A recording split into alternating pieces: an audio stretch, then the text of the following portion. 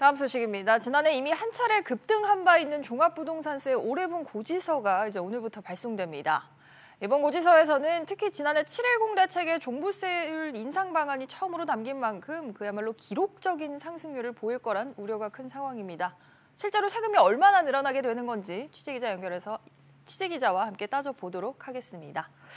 이광우 기자, 바로 본론부터 들어가 보죠. 일부에서는 종부세 폭탄이라는 얘기도 하더라고요. 네. 실제로 그렇습니까?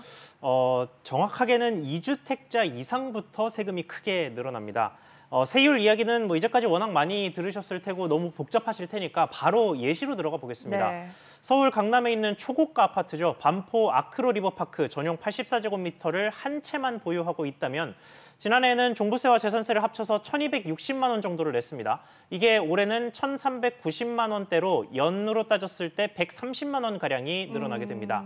하지만 이 사람이 마포의 레미안 푸르지오까지 보유한 2주택자라면 부담은 급상승합니다. 지난해에도 4,500만 원 가까이 꽤 많은 보유세를 이미 납부했는데 올해는 1억 원에 육박합니다. 2배 이상, 정확히는 122.4% 급등하는 건데 실제 세금은 1.5배 상한이 걸려 있으므로 이보다는 적게 내게 될 겁니다. 그렇다고 하더라도 실제로 2주택자의 부담이 좀 상당히 증가하는 건 맞는 것 같습니다. 그러면 올해는 종부세 대상도 늘고 세율도 높아졌는데 정부가 걷어들이는 세수 규모 차원에서 보면 어떨까요?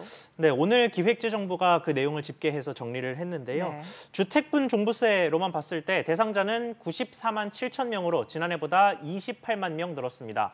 당초 민주당 부동산 특위 등에서 10만 명가량 늘어날 것으로 예상했던 것보다 훨씬 큰 상승폭이었고요. 또 종부 세수는 1조 8천억 원에서 5조 7천억 원으로 3배 넘게 늘었습니다. 이걸 두고 과도한 재산권 침해다, 정부가 세수 벌기 위해서 이렇게 하는 거다, 다양한 비판들이 나오고 있는데 정부 입장은 어떻습니까? 네, 정부는 우선 대상자가 100만 명이라는 점을 들어서 전 국민의 98%는 종부세 대상이 아니다. 이 점을 가장 기본적인 입장으로 내세우고 있습니다. 그리고 종부세를 내야 하는 100만 명 중에서도 1주택자가 납부하는 비중이 크지 않다는 점도 정부의 강조 지점인데요.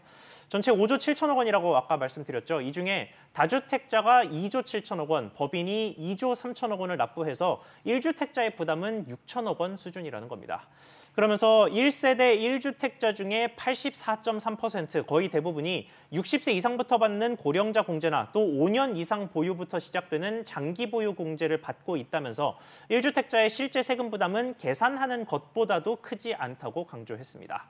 정부는 또 종부세 납세액은 전액 지자체로 이전돼 지방정부의 재원으로 활용된다면서 중앙정부 재정 보존 목적이 아니라고 강조했습니다. 그런 오해도 있었군요. 알겠습니다. 잘 들었습니다.